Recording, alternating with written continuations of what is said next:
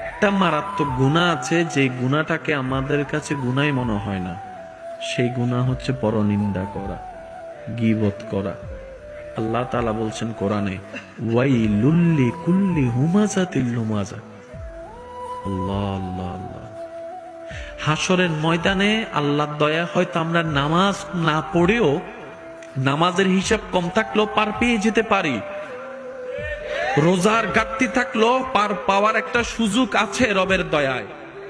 কিন্তু এই গীবত, এই পরনিন্দা এমন একটা মারাত্মক গুনাহ, আমি যখন আপনার বদনাম করি, আপনার গুনাহ আমি নিয়ে আমার সওয়াব আপনাকে দিচ্ছি স্বইচ্ছায়। কত বড় বোকামি করছি।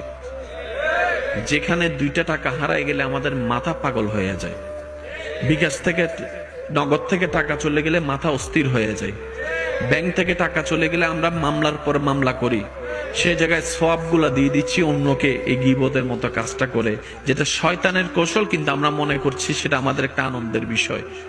সেজন্য বলা, কিছু কিছু জায়গায় আমাদেরকে একটু ব্রেক লাগাতে হবে যদি আমরা বাঁচতে চাই, যদি আমরা জান্নাত পেতে চাই।